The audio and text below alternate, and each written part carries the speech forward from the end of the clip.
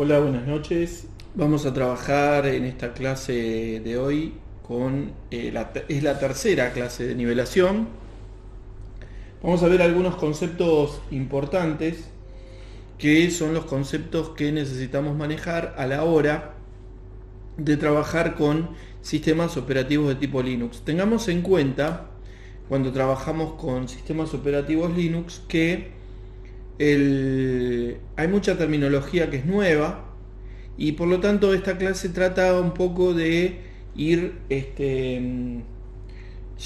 llenando baches de todo lo que es esta terminología, para que todos sepamos lo mismo cuando tengamos que trabajar con el sistema operativo en serio, ¿no? Les diría que es muy importante conocer tanto lo básico como la parte de atrás, y esta clase, bueno, justamente trata de explicar y ver cuál es la parte de atrás del funcionamiento de un sistema para que todos sepamos lo mismo. Yo voy a ir pasando algunas diapositivas, seguro que nos va a quedar un poco de tiempo, así que vamos a ver algunas cosas más. Bien, hay algo importante en el sistema operativo Linux que no se da en otros sistemas operativos, que es el concepto de compilar paquetes, compilar programas.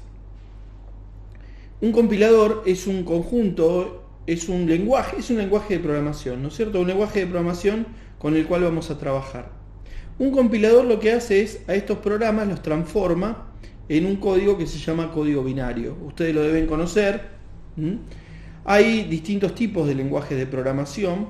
Hay lenguajes de bajo nivel y hay lenguajes de alto nivel. Los de alto nivel son los que están más cerca del usuario, los de bajo nivel son los que están más cerca del sistema operativo en sí, del hardware y demás. Un lenguaje de programación lo que trata de hacer es acceder a dispositivos o a programas y con esto hacerlo de manera rápida. Para esto usa una suerte de sintaxis, reglas lógicas que nos permiten acceder a distintos dispositivos, bases de datos, programas, navegadores o lo que sea. Lo que nosotros hacemos generalmente en Linux es generar programas en un lenguaje que fue el primero con el cual se topa Linus Torvalds cuando trabaja con el sistema, cuando empieza a desarrollar el sistema. En el primer tiempo trabajó con el lenguaje ensamblador directamente, Assembler, y luego nace el lenguaje de programación C, que lo hicieron dos personas que se llaman Kerringan y Ritchie. Estas dos personas hicieron este lenguaje de programación. Torvalds lo estudia, lo aprende y con eso desarrolla mucho más rápido el sistema operativo. Lo que aprende, ¿qué es? Un conjunto de reglas y sintaxis que le permiten desarrollar más rápido una aplicación. Esto es lo que aprende Linus Torvalds. Y lo que trata de hacer un compilador o un lenguaje de programación es permitirnos interactuar en formato humano con algo que tiene formato binario. Por lo tanto, nosotros escribimos un código en un lenguaje humano que entendemos, y cuando le pasamos el compilador lo pasa o lo transforma en un lenguaje de máquina para que la computadora entienda toda esta serie de instrucciones que el humano no está capacitado para entender.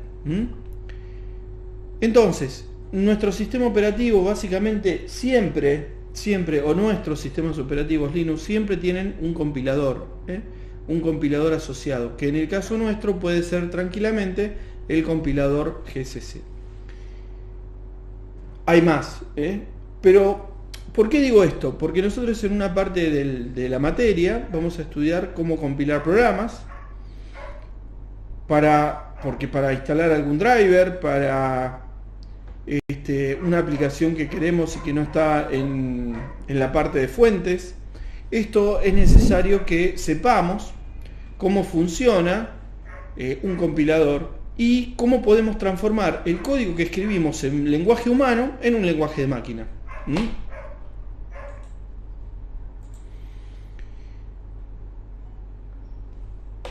El compilador trabaja con un enlazador. Un enlazador es un programa que toma los archivos de código, objeto generado, y los transforma y los convierte en un archivo o una librería. ¿Qué significa esto? ¿Qué significa esto? Que muchos programas que nosotros vamos a usar trabajan con librerías o bibliotecas. Estas librerías o bibliotecas están hechas por algunas personas que dejaron funciones para que nosotros las usemos en nuestro lenguaje de programación. ¿Qué quiero decir con esto? Que es muy difícil escribir un programa que imprima hola por pantalla, porque necesitamos un código fuente que escriba una librería o que escriba un código que permita acceder al monitor y escribir un texto en la terminal. Hay que hacer todo eso para escribir un texto hola, por ejemplo. Entonces, hay algunas personas que lo que hicieron fue generar código que es reutilizable, a esto se lo llaman librerías, y los que programamos, de alguna manera, usamos estas librerías para no tener que estar escribiendo el programa todo entero. Cómo acceder a tal dispositivo, cómo salir del dispositivo, etc. Eso ya hay una librería que tiene un montón de código que es reutilizable. Entonces, cuando nosotros compilamos o enlazamos un programa, lo que hacemos es usar nuestro pequeño código y usar esas librerías, enlazarlas, esas librerías, para que el programa corra. Hay dos tipos de librerías: las librerías estáticas, que se incluyen dentro del mismo código del programa, que sería como un código monolítico. Tengo la función arriba, abajo el código del programa. Esto sería una librería estática. Pero hay otras librerías que se linkean en el momento de ejecución. ¿Qué quiere decir esto? Que el programa las usa y las carga en memoria cuando las necesita. Por lo tanto, podemos tener dos tipos de librerías: las estáticas o de enlace estático, que están incluidas, y las compartidas o enlazadas de manera dinámica, que son las que nos proveen estos desarrolladores, que se ejecutan y se usan en el momento de ejecución del programa. Esto de todos modos lo vamos a ver más adelante con más detalle, para que podamos saber cuando compilamos un programa qué es exactamente lo que estamos haciendo. Como venía diciendo, las librerías estáticas se enlazan en el momento de la compilación y hace que un programa las use en el momento de ejecución. A ver, ¿cómo lo entiendo esto? ¿Sí? Cuando desarrollamos un programa, tenemos un código, sobre todo cuando el código es monolítico, lineal. Ese programa puede incluir funciones dentro de sí mismo. Entonces, el programa en algún momento necesita usar un cálculo, una cuenta, imprimir algo, entonces busca esa función y una vez que la encontró, la ejecuta en el punto donde está el programa. Esto es una librería estática. Hay otras librerías que son compartidas, que estas un poco les expliqué hace un ratito. Son las librerías que se enlazan en el momento de ejecución, que no las hizo el desarrollador, sino que las usó. Los programas desarrollados de esta manera se llaman modulares. ¿Por qué? Porque buscan librerías que ya hizo otra persona. En el caso de los sistemas operativos Windows es más fácil de ver esto, porque se llaman librerías dinámicas o DLLs, Dynamic Link Library. Estas librerías de enlace dinámico son las que, si no las tenemos instaladas o no las encuentra el sistema operativo cuando instala una aplicación, falla. Es la misma manera tenemos en Linux de trabajar. Luego del compilador, o sea, un sistema operativo necesita un lenguaje de programación para compilar los programas y necesita un intérprete de comandos. ¿Sí? El intérprete de comandos nuestro es el que vamos a ver todo el tiempo, ¿sí? El que vamos a trabajar todo el tiempo. Es algo parecido a esto. A ver si lo puedo mostrar. Ese es el navegador y voy a abrir una terminal. Ahí tienen una terminal, ¿sí? Una terminal de texto en la cual nosotros ejecutamos aplicaciones. Esto es un intérprete de comandos. En el caso de DOS se llamaba command.com, ¿sí? Ustedes, si alguno es un poco antiguo en el uso de las computadoras, digamos, se habrán escuchado hablar de el programa que se llamaba Command Com. El Command Com era un programa que permitía ejecutar órdenes, tales como dir, por ejemplo. Que acá también funciona, ¿ven? O sea, un comando dir, el comando cd,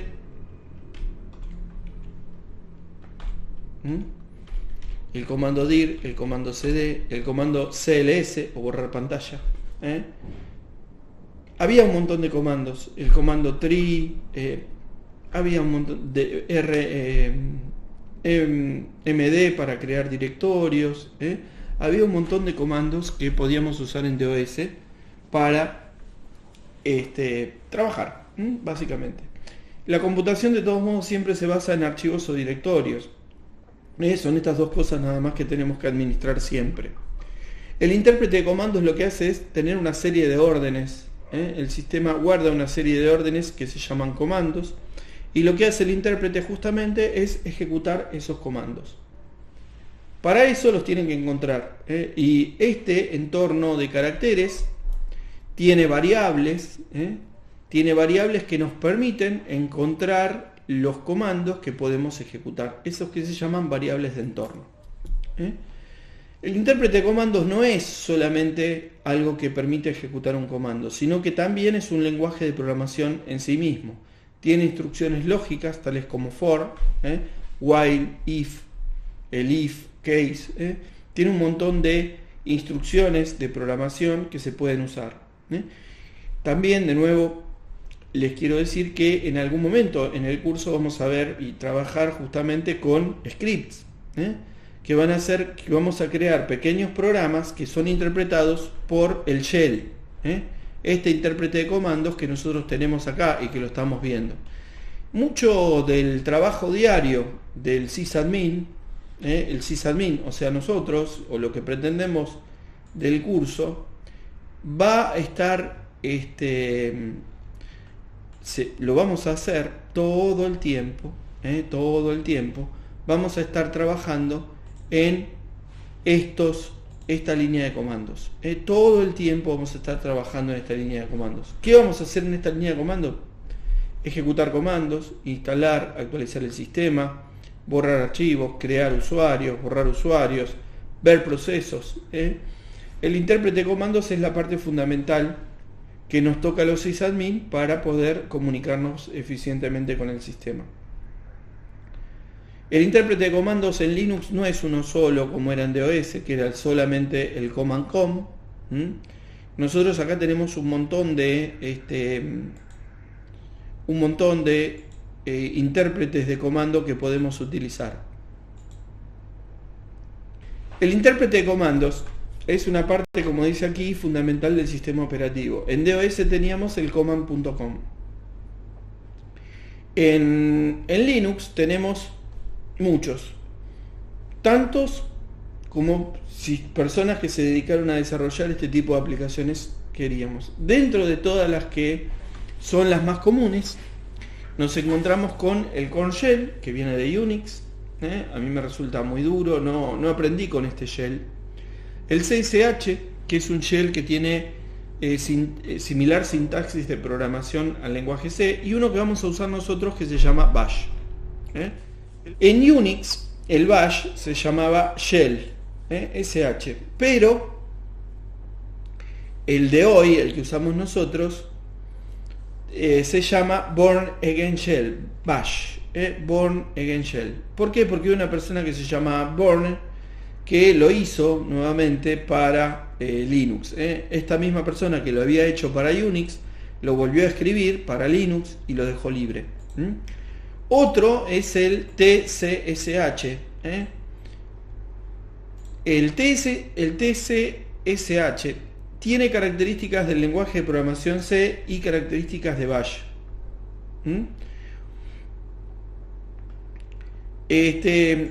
ZSH también, otro muy parecido al Bash, pero con menos funcionalidades, más pequeño. Y lo mismo que Dash. Cualquiera de estos podríamos ejecutar cualquier comando. En cualquiera de estos intérpretes podríamos ejecutar cualquier comando.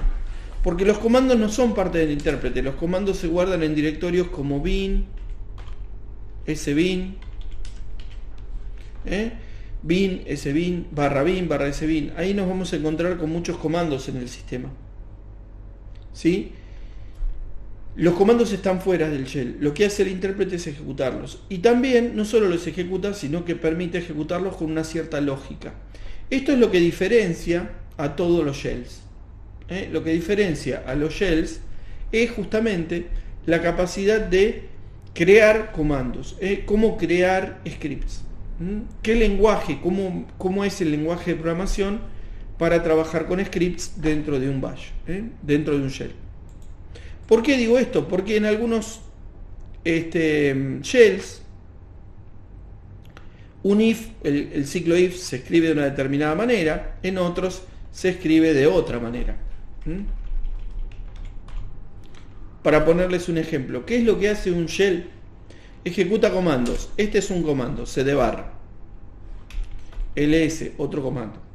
Los comandos no se guardan dentro del shell. Los comandos se guardan, por ejemplo, en el directorio bin. Y lo que hace el intérprete es, a través de variables que lo configuran, es encontrar estos directorios y ejecutar las órdenes que ahí se encuentran. Pero también, como les decía, tiene una cierta lógica. Por ejemplo, podemos ejecutar una repetición con for,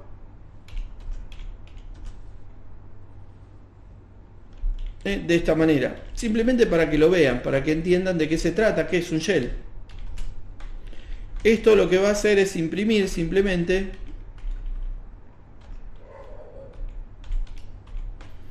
va a imprimir 10 veces hola mundo y va a esperar entre cada impresión 2 segundos.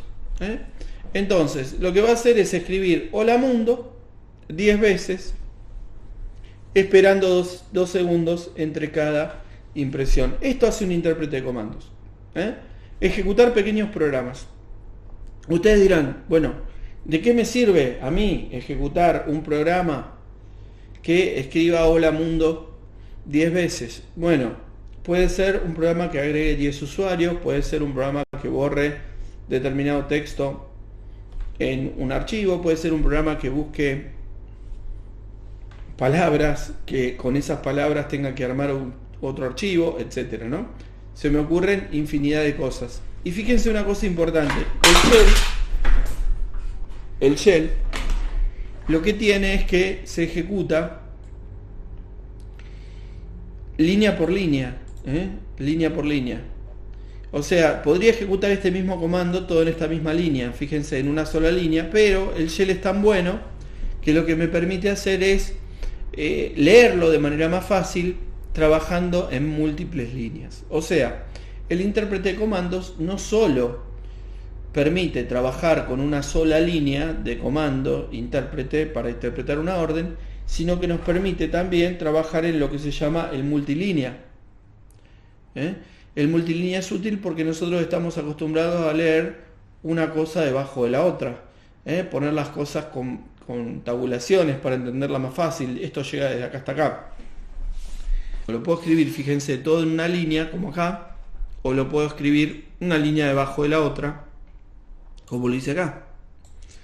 El intérprete de comandos lo que hace es facilitarnos la vida para poder escribir este código tal como nosotros lo queremos escribir. Fíjense que cada línea está separada, no sé si lo tuvieron en cuenta o si lo vieron, pero cada línea está separada por un punto y coma. En cada punto y coma hay un enter, ¿ven? Y el prompt cambia de su forma particular, que era esta, a un símbolo mayor. Esto también lo vamos a ir estudiando cuando veamos variables de entorno del bash.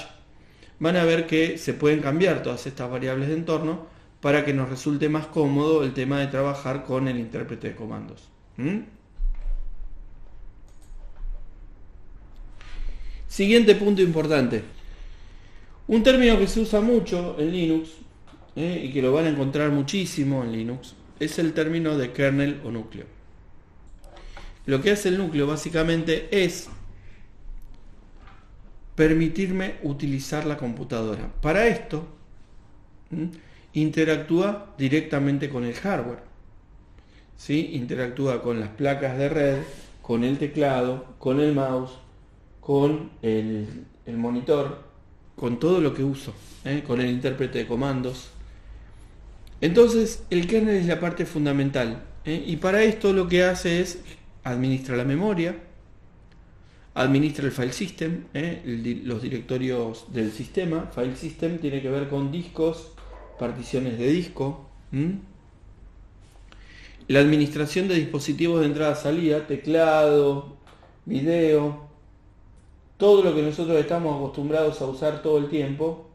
El núcleo del sistema administra la parte fundamental, lo que me permite trabajar con el sistema operativo y utilizar la máquina. El núcleo en Linux, también se los puedo mostrar. El núcleo en Linux, ustedes pueden pensar, el núcleo debe pesar un montón, debe ser algo súper grande, ¿no? Que ocupe mucha memoria y demás. Miren, el núcleo del sistema operativo se guarda en un directorio que se llama /boot. Y tiene un nombre muy particular, que es el nombre VM Linux con Z. ¿Sí? VM Linux. Eso es el kernel que estoy usando, o que uso en este momento. Ahora les voy a mostrar un comando que me dice con qué kernel estoy trabajando en este momento. Mirá, yo estoy trabajando con un kernel que es el kernel 4.15.0.32 genérico, que debe estar por acá. ¿Quieren que veamos cuánto pesa ese kernel? Para que se den una idea de cuál es el tamaño que tiene este núcleo. El kernel de Linux, la parte fundamental, lo que hace mover un servidor, lo que hace mover un web server, lo que hace mover una base de datos, lo que hace mover un teclado, lo que permite interactuar con el usuario, con los distintos dispositivos, pesa 7.8 megas. ¿Sí? Díganme si es muy grande. 7.8 megas, es nada. Hoy estamos hablando de teras, de información, de memoria. Miren cuánto pesa el núcleo. Lo que hace funcionar a todos esos dispositivos, lo que permite escribir en esos discos, lo que permite formatearlo, lo que permite que lo accedamos y demás, se llama kernel. Ese kernel pesa 7.8 megas, muy chiquitito. ¿Por qué pesa 7.8 megas? Porque los dispositivos se cargan a medida que se van necesitando. Yo puedo tener un pool de dispositivos, de 1 millón de dispositivos, pero solamente usar aquellos que mi computadora requiera. Esto es algo muy importante dentro de todo lo que es Linux, porque nos permiten tener un núcleo pequeño, chiquito, y distintos módulos, o nosotros en el otro sistema operativo los llamamos drivers. Me voy a pasar a un directorio para que vean dónde se guardan.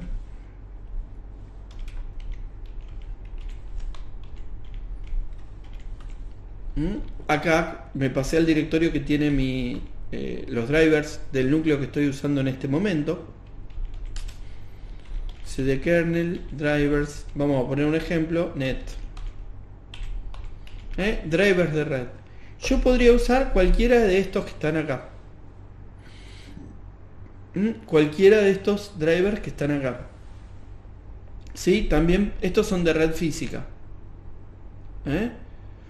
Pero podría usar algunos que son de wireless, si tuviera wireless.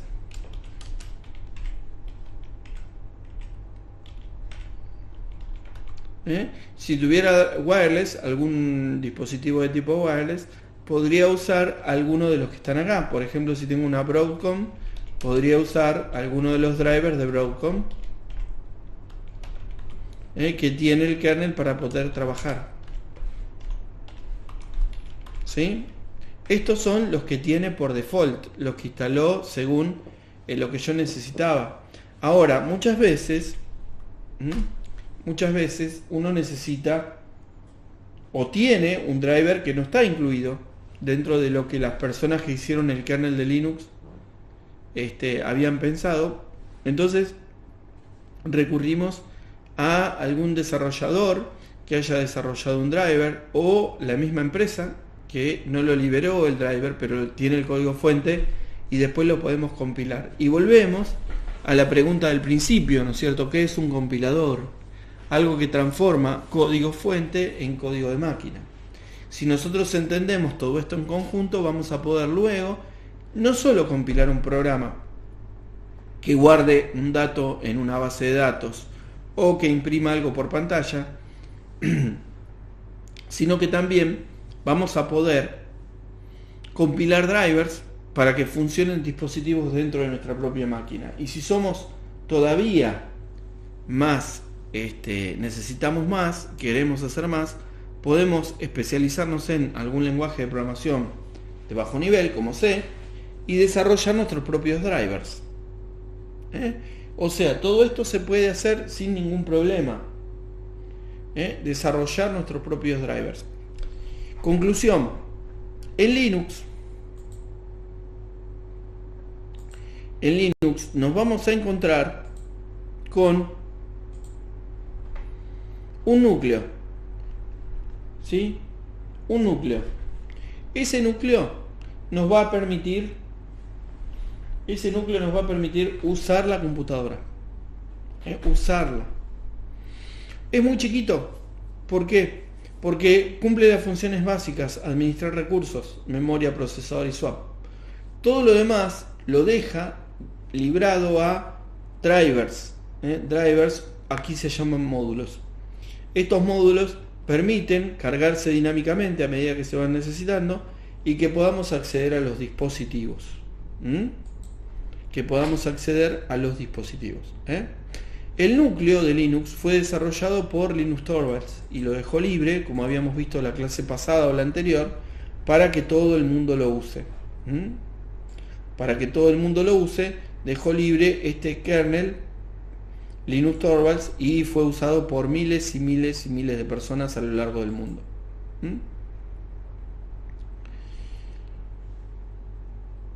El término núcleo, ¿sí? El término núcleo es una palabra alemana, viene de una palabra alemana que significa kernel significa núcleo, es una palabra alemana que significa núcleo.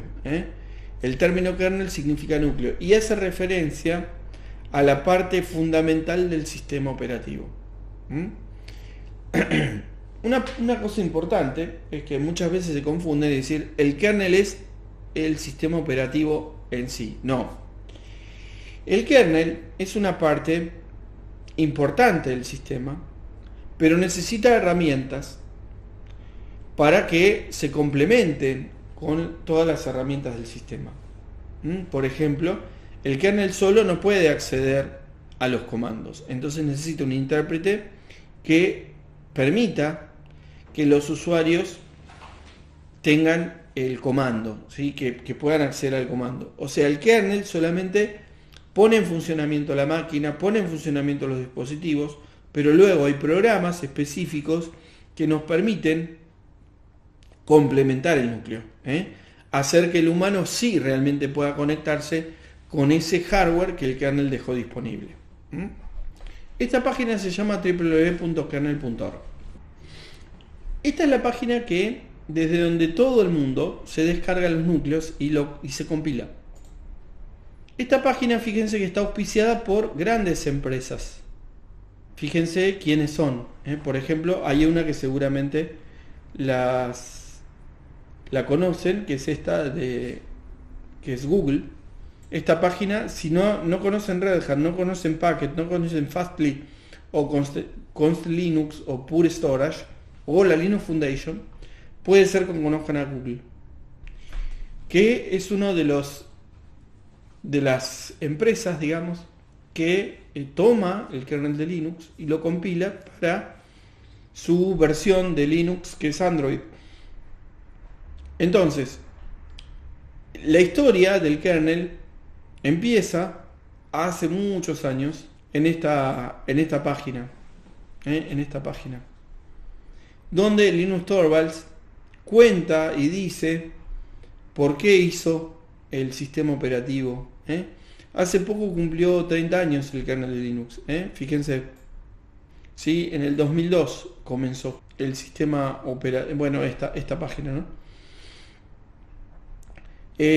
Hace más o menos 1997. 1997, no me acordaba el día o el año en el cual había lanzado Linus Torvalds el dispositivo, el kernel de Linux. En el año 1997 se creó, digamos, esta página para albergar el sistema operativo, la parte fundamental, el núcleo del sistema. Después léala, está bueno porque nos va a permitir estar en contacto con los mismísimos desarrolladores del sistema operativo. Esta gente que, aunque les parezca mentira, estamos muy cerca de la gente que hizo el sistema operativo. Parece mentira, pero si un driver no funciona, yo podría conectarme con un desarrollador, con el mismo desarrollador del driver, y decirle: mira, el driver que vos me diste o que hiciste en la versión tal no funciona, me podés explicar cuál es el problema, y seguramente esta persona se va a comunicar con nosotros y nos va a dar el driver para que podamos trabajar, o nos va a dar las correcciones que sean necesarias. Pero estamos muy cerca de esta gente, del mismo desarrollador del driver o del kernel, para poder trabajar. Entonces, si bien el kernel es la parte fundamental del sistema, lo que nos permite usar el sistema operativo en sí, lo que nos permite usar la computadora, también necesita de otras aplicaciones para complementarlo. Y ahí es donde juega todo el tema del software libre, ¿sí? Bueno, la última diapositiva que tengo para hoy es una página que es una wiki que les va a permitir alguna terminología o programas equivalentes entre Windows y Linux. Algún programa, si alguno dice: uy, yo quiero escuchar música, ¿cuál es el programa que puede usar? Bueno, acá tienen en esta wiki, también la voy a poner para que la vean. Esta página que tenía en la URL ahí tiene un montón de aplicaciones que podrían comparar, si uno no tiene mucha idea de Linux todavía, que no tienen por qué tenerla, podrían ver alguna equivalencia de aplicaciones. ¿Sí? Por ejemplo, yo necesito un navegador web. En Windows tengo todos estos. Ahora, ¿cuáles tengo en Linux? Podrían buscar. Después vamos a ver en algún momento cómo instalar estas aplicaciones. Navegadores modo texto. En Windows tenían uno que se llamaba Lynx, y acá también lo tienen en Lynx, y alguno que también hasta es medio gráfico. Miren, para ponerles algunos, no sé si alguna vez alguno ha navegado en modo texto, pero está bueno, si vamos a hacer sysadmin, que sepamos que por lo menos existe lo que se llama la navegación modo texto. ¿Que es prehistórica? No les quepa la menor duda. O sea, nadie va a navegar hoy modo texto por ahí, ¿no? Pero mucha gente todavía lo usa esto. Esperen que les voy a poner acá un navegador, una terminal, perdón. Bien. Y hay un navegador modo texto, aunque les parezca mentira, que se llama así, Lynx.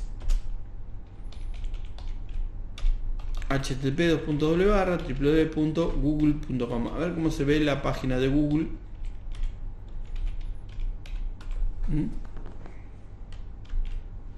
En modo texto. Esta es la página de Google en modo texto. Lo mismo que veían ustedes en el modo gráfico, ahora lo pueden navegar en modo texto. Existen navegadores de este tipo. Hay gente que le gusta navegar en modo texto. Por ejemplo, quiero buscar carrera Linux. Buscar en Google. Yes. Y ahí me parece de 12.000 resultados, CLA Instituto Linux. Entro y veo la página de CLA en modo texto. ¿Sí? ¿Se ve? Entonces, se tienen que acostumbrar, digamos, ¿no? Esta es la home, estos somos nosotros. Lo que no van a tener son las fotos. No van a tener las fotos, pero van a tener todo lo que tiene que ver con el texto. Todo lo que tiene que ver con el texto de que está en la página. ¿Sí? Yo estoy usando las flechitas de dirección para moverme y el enter para navegar por los distintos ítems. Para salir con la letra Q. Y ahí vuelven a... empecé por Google y terminé navegando por internet. En modo texto. Es una linda práctica para que se acostumbren, digamos, ¿no? Yo lo he usado. Una vez estaba en un banco trabajando haciendo tenía que armar un servidor de correos, me acuerdo. Y no me dejaban usar el navegador gráfico porque no tenía que conectarme a un Linux y solamente con ese Linux tenía conexión hacia el mundo. Y yo a veces necesitaba buscar datos para leer en internet o mirar en mi blog o lo que sea. Entonces lo que tuve que hacer es instalar y navegar en este modo. Navegaba en este modo conectado por SSH al servidor Linux. Aunque les parezca mentira, esto se hace y funciona. Se hace y funciona. Sobre todo en servidores en los que estamos restringidos y que no tienen obviamente modo gráfico y que la máquina desde la cual nosotros nos estamos conectando permite que nos conectemos a ese servidor. Ese servidor tiene vista al mundo, pero la máquina de la cual nos estamos conectando nosotros no. Entonces tenemos que hacer todo este tipo de cosas raras para poder navegar por internet y, por ejemplo, qué sé yo, chequear el correo o buscar alguna data, alguna información para poder trabajar. Bien, y llegamos a la última parte, que es la parte de VirtualBox, que por ahí para ustedes es la parte más linda y también poco para mí. ¿Por qué digo esto? Porque nos permite el VirtualBox nos permite instalar una máquina virtual y trabajar con una máquina virtual. ¿Sí? El VirtualBox nos permite trabajar con una máquina virtual y esa máquina virtual la podemos descargar desde un sitio. Nosotros ya le creamos una máquina virtual y la subimos. Es muy chiquita la máquina virtual para que verlos que se obliguen ustedes a trabajar en el modo texto. Ahí les mostré. En la página de Carrera Linux que está el link en el PDF. En el PDF tiene un link, el final, que les va a apuntar a blog Carrera Linux /VirtualBox. Desde ahí pueden buscar información de qué son las Guest Addition en la instalación de la máquina virtual en Linux. Tienen crear una máquina virtual Linux desde cero, o tienen la posibilidad de descargarse desde un sitio que ahora se los voy a poner, de descargarse los recursos, ¿sí?, para poder instalar una máquina virtual.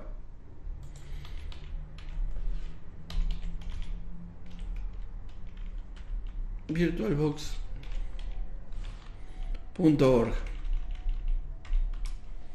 si no me equivoco. Esta página contiene una aplicación que la pueden instalar tanto en Windows como en Linux. Esta VirtualBox permite virtualizar un sistema, permite virtualizar un sistema operativo. Lo pueden instalar desde cero, ¿sí? Lo pueden instalar desde cero. Ya vamos a tener una clase de instalación del sistema operativo desde cero. Pero nosotros ya les dejamos una máquina virtual lista para usar en www.campus.org.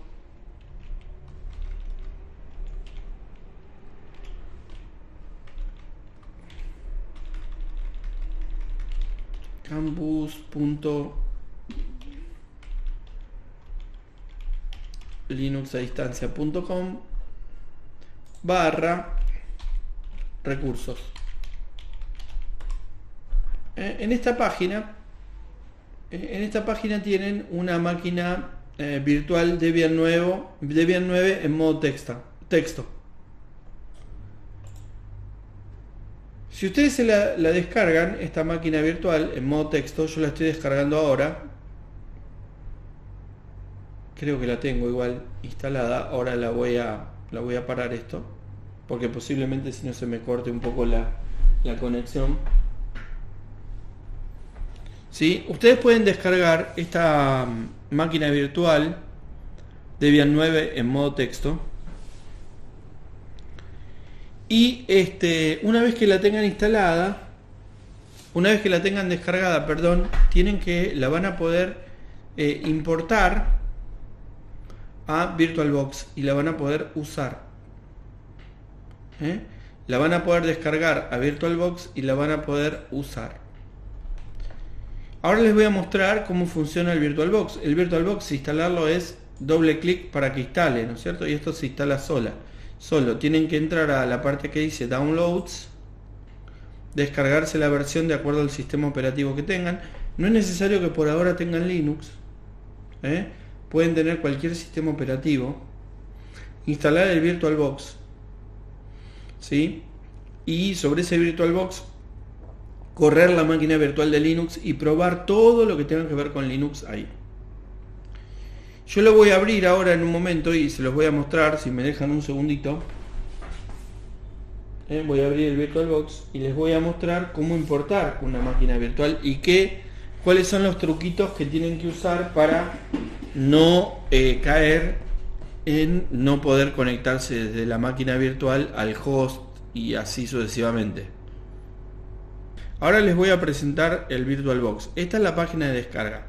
Desde la página que les mostré en recursos, ahora les voy a pasar de nuevo el link. Desde esta página de campus Linux a distancia /recursos se pueden descargar. Yo les aconsejaría que se descarguen esta que dice texto. Les va a descargar un archivo que se llama debian9.cla.ova.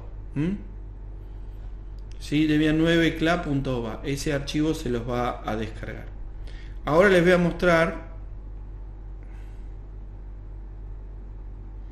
en una ventana el VirtualBox propiamente dicho. Esto es el VirtualBox, lo que están viendo ustedes acá. Lo que están viendo al final, digamos, es el VirtualBox. ¿Sí? El VirtualBox. Tienen que tener en cuenta un par de cosas para no hacer macanas, digamos, cuando vayan a trabajar. Primero, no porque vayan a romper nada, ¿no? Pero van a tener que pelear después con la configuración. Digo, lo que quiero mostrarles es cuál es el truco para que esto funcione sin tener que estar volviéndome loco configurando, buscando por internet cómo configurar esto. Primero, tengo el VirtualBox. Imagínense que esto no está, ¿sí? Está vacío. Se descargaron el archivo del sitio que les mostré antes. Descargaron el VirtualBox, hicieron todos los clics necesarios para instalarlo y lo dejaron instalado perfecto. Bien. Ahora, importante, van a ir al menú archivo y van a ir a lo que dice importar. Bueno, acá no se ve, pero ahora se los voy a mostrar. Importar servicio virtualizado. Ahora les voy a poner una ventanita más, que es esta. ¿Sí? Importar servicio virtualizado. Esto los va a llevar solito. Voy a seleccionar el archivo .ova correspondiente. Ustedes esta parte no lo van a ver, pero ahora van a ver que yo selecciono un archivo debian9.ova o debiancla.ova, no me acuerdo cómo se llamaba, no importa, cualquiera de los dos. ¿Sí? Y me empieza a preguntar, mira, che, vos, ¿qué le vas a dar? El nombre, ¿cómo se va a llamar? Lo podés cambiar. ¿eh? Sistema operativo invitado, es un Debian de 64 bits. ¿Qué cantidad de CPUs le vas a dar al sistema virtualizado? ¿Qué memoria RAM le vas a dar al sistema virtualizado? ¿Vas a necesitar controlador USB sobre el sistema virtualizado? ¿Sí o no? Se lo pueden quitar, ¿eh? Si no quieren usar el USB, se lo pueden quitar. ¿Sí? Bueno. Adaptador de red. ¿Qué adaptador de red querés usar para este sistema virtualizado? Y lo que es importante, esto para la primera vez no hace falta, pero para las próximas veces, acá dice reinicializar la dirección de MAC de todas las tarjetas. ¿Por qué? Porque esto, cuando se clona una máquina virtual, como lo hicimos nosotros, clona también las MAC address. Y esto en los switches suele dar problemas, porque cuando el switch ve, o el navegador que ustedes tengan de internet, el AP, cuando vea que tiene dos dispositivos con la misma MAC address, no va a saber a quién otorgar la IP y ahí se van a quedar sin conexión en algún momento. Por lo tanto, es importante que el adaptador de red, no en la primera vez, pero sí en la segunda y tercera, le cambien, reinicialicen los adaptadores de red. Bien, y simplemente después de que configure esto, le doy importar.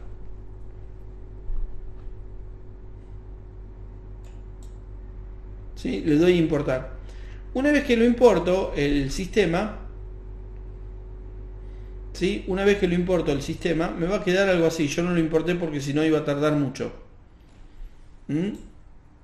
Una vez que lo importo el sistema, me va a mostrar algo así en el entorno de VirtualBox. Alguna cosa que tienen que tener en cuenta que es importante. Esto sí es importante. Cuando ustedes tengan una máquina que se llama Debian 9, no sé qué, lo primero que van a hacer antes de iniciar la máquina virtual es lo siguiente. Van a ir a donde dice red y le van a dar un clic. Ahora les voy a poner esa ventana que ustedes no ven. Van a ver algo así en el entorno de red. Por defecto, esto lo tienen en NAT. Así como está.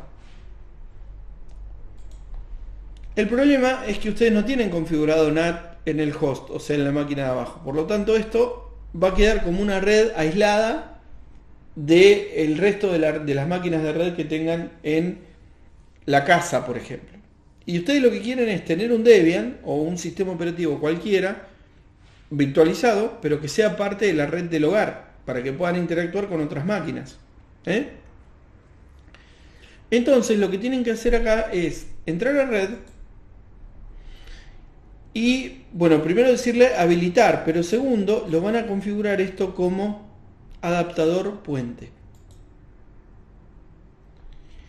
El adaptador puente lo que hace es permitir que la placa de red de la máquina virtual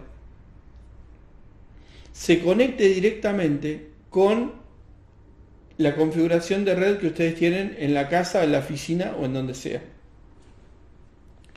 ¿Sí?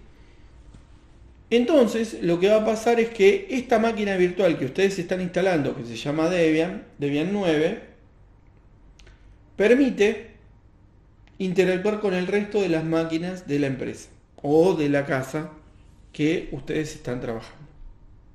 ¿Sí? Esto es súper importante. Súper importante. ¿Por qué? Perdón, se me fue la... Entonces, siempre que vayan a trabajar, tienen que trabajar con adaptador puente. La red en adaptador puente. ¿Por qué?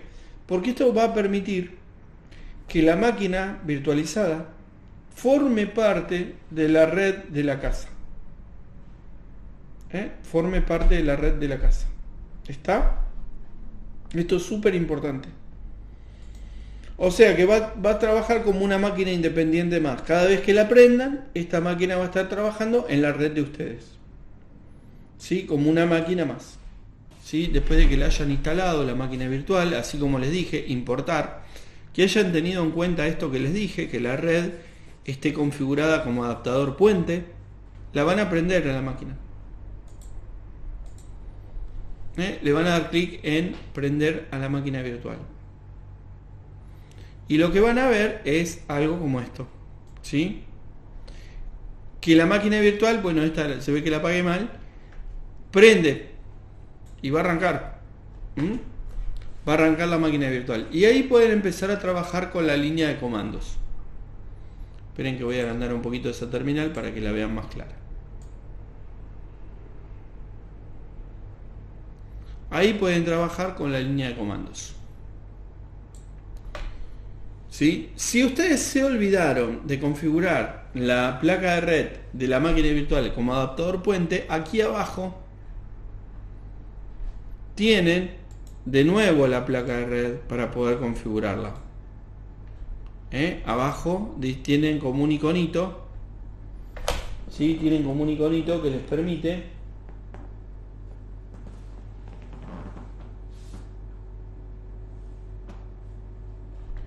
configurar la placa de red en el modo bridge también.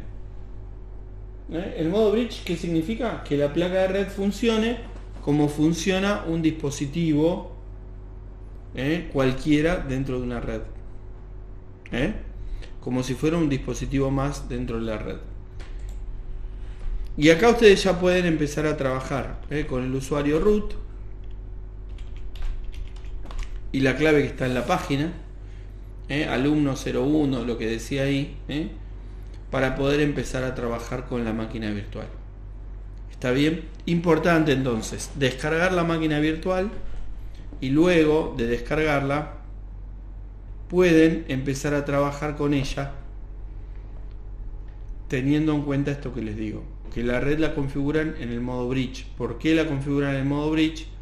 Porque el sistema les va a permitir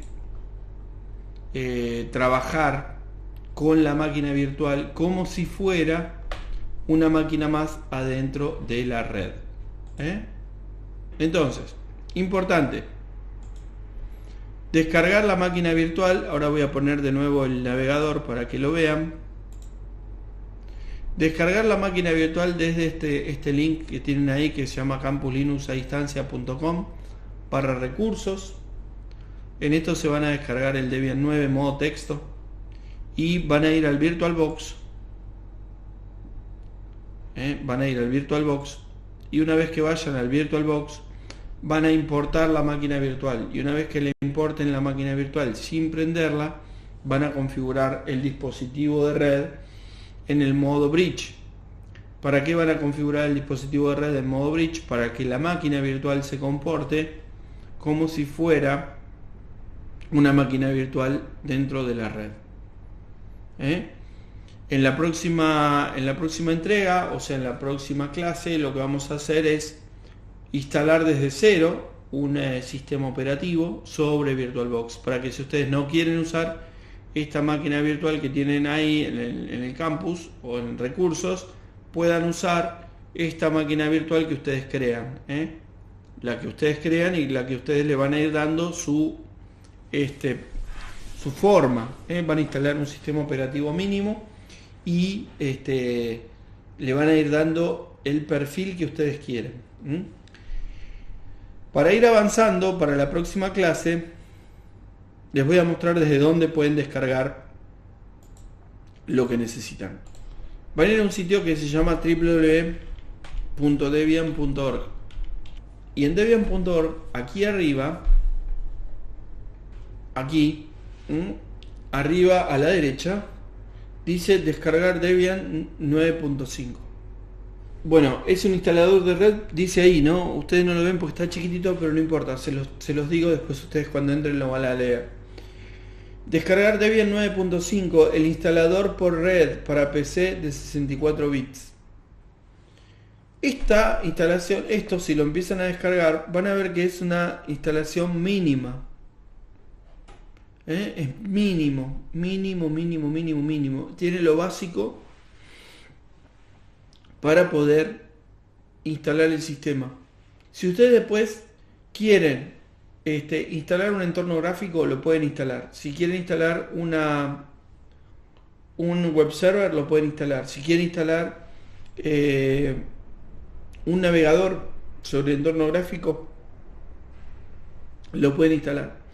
Como es una distribución, es una instalación mínima, mínima, pueden darle ustedes la forma que quieran. Porque este mismo servidor que tienen acá, esta misma distribución que ustedes tienen acá, que es muy chiquitita, como les decía, yo la estoy descargando para volver a generarles una imagen y subir una nueva imagen la más nueva de todas al campus para que lo tengan. Ahora se las voy a terminar y subir. Y les voy a generar otro lugar para que puedan descargarla también y se los voy a avisar. Esta imagen, ustedes le van a ir dando su impronta, se van a equivocar, la van a romper, se van a equivocar, no van a saber por dónde están las cosas al principio. O sea, van a tener montones de problemas, pero no se desanimen porque esto justamente es lo que les va a dar la seguridad después de saber todo lo que estuvieron haciendo. O sea, instalar una distribución mínima de Linux supone un desafío. ¿Qué es el desafío? No sé nada y en qué me metí, ¿no? Pero este desafío, a medida que vayan avanzando en el estudio, se van a ir dando cuenta que es mucho mejor empezar así que empezar con algo ya armado y lindo. Entonces, esta distribución les va a permitir empezar desde cero, como si estuviéramos en la época de las cavernas de la computación, o sea, hace 20 años. Con una distribución en modo texto, ¿sí? Una distribución en modo texto que tiene solo dos usuarios, el administrador y el usuario que ustedes decidan que tiene que trabajar. Entonces, las tareas para la clase que viene: instalar el VirtualBox y luego de instalar el VirtualBox bajarse la máquina virtual del campus, o sea, de donde les di el link, y luego importarla a VirtualBox, teniendo en cuenta lo que les dije del adaptador de red. Segundo punto: descargar y dejar descargada, la vamos a instalar la próxima clase juntos. Descargar y dejar descargada la versión de Debian que vamos a usar en el curso para que la podamos instalar nosotros y usar todo el curso o la gran parte del curso esa distribución. Bueno, nos vemos la próxima videoclase.